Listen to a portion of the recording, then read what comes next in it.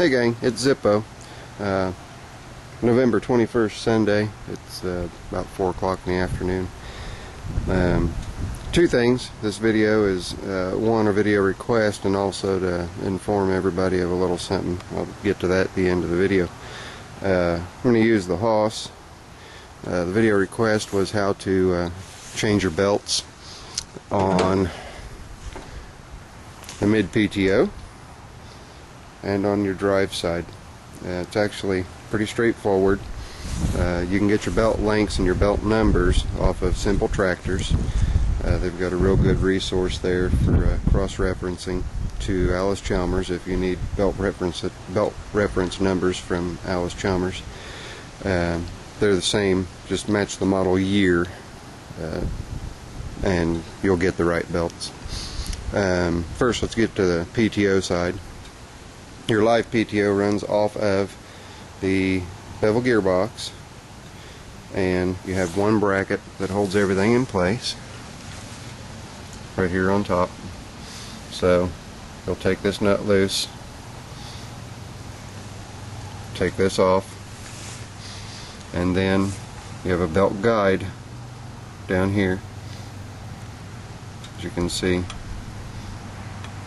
when you engage, it pulls. You can't see it from this angle. Let's see here. Yeah, now you can see it. See? When you engage it, it pulls it away from that. When you disengage, it helps slow it down and also helps keep from throwing it off. So that's all you do. Take that bracket off. Do not worry about moving this. Make sure that your PTO lever is all the way forward, so that you've got as much slack in your belt as you can get. Okay. Take that bracket off, lift the belt through, pull it off, replace in reverse. When you put this belt guard back on, this area here has a slot so you can move it up and down. Get it as close to the pulley and the belt as you can without it actually touching while it's engaged. Now, a lot of people have made the same mistake that I've made in early days with these things. The belt doesn't seem like it tightens up tight enough. Well, you see this spring down here? This spring right here? When you have your mowing deck on the front, hanging down here, your mowing deck is actually pulling this forward. It pulls the whole PTO, it's on a hinge. It pulls the whole PTO assembly forward. When it does that, that tensions your belt. It keeps both belts tensioned with that one spring. Okay, I hope that makes sense. It's pretty straightforward. Once you get it together and get your mowing deck on there, you'll see what I'm talking about, because you'll have to roll your belt from your deck onto the large pulley. Now there's two different sizes. Let me get around to the other side. It's a double pulley over here. Okay, what you need to make sure that you do, the deck does not run on this smaller one. That will cause the deck to run slower and you will not have correct tension on your belts. The small pulley is for a sickle bar mower that hangs off the side of your tractor. This is for your rotary mower that hangs underneath your 42-inch deck. So once you get your deck on, get it wrapped around your pulley on the deck spindle and get it wrapped around this pulley, you'll want to take, this is your rope start cup. Okay, it's got little divots in it. If you push your start button just real quick intermittently with the key off, you'll see which way it turns. See? You want to make sure that when you put your belt on, that your blades are running. As you're sitting on the deck, the blades will be running in a, I believe it's a counterclockwise manner. So if you put your deck on and you go out and try to mow some grass and the grass isn't cutting, then the twist that you've got in the belt, coming down to get to this flat pulley here, because the belt has a 1/4 twist. You'll just need to flip that twist, make that twist go the other way, so that when your PTO is moving, as you can see it moving down there, not very well, but as it moves forward, as this rolls forward, you want to be on, you want the top of the belt to come off on the right side of the deck pulley and come back around to the left. I believe that's right. So that would be from the top down to the right side of the pulley, back around to the left, and then back to the bottom of this pulley. So that takes care of the mid PTO and how to get it set up right and get your deck on there. Then the other belt in question on the request was the drive belt. Take your clutch pedal. If you do not have your brake bolt, so that when you depress on your clutch, see how it moves forward, you set it all the way back, tighten it down, and that holds it in place. That takes the tension off of your belt so that you can change your belt out without having to fight with it. If you have this inside metal piece but you do not have this lever, just stick, I believe it's a 5/16 hex head bolt in there, and that'll lock it down. It actually locks against this rod and keeps this rod from being able to go back forward when you release the clutch. So then the only thing that you have to do as far as changing your belt over here is this bracket, which is similar to the bracket over there on the PTO side. You take this bracket, and I believe it's a 5/8. See if I can get a look at it down here. Okay, you can see the bracket coming down, and this bolt right here, almost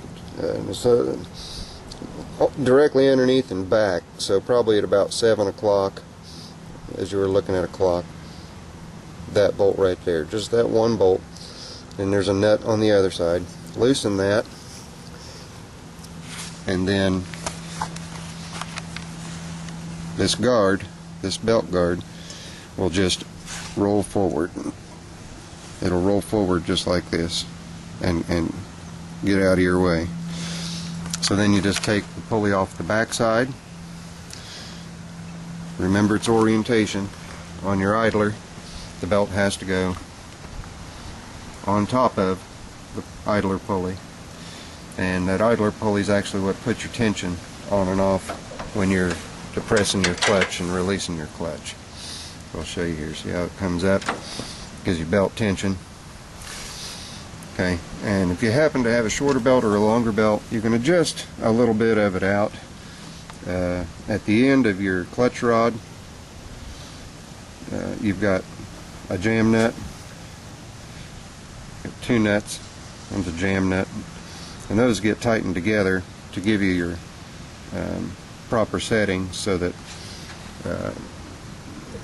as the belt is moving, you see how things are moving around in there, you want to have that spring tension consistent on there so that that belt will stay on and not flip off of your idler pulley or off your back pulley. There are no belt guides other than this belt guard and guide, and it covers, let's see, reach down here, it covers over half of that pulley. So really have a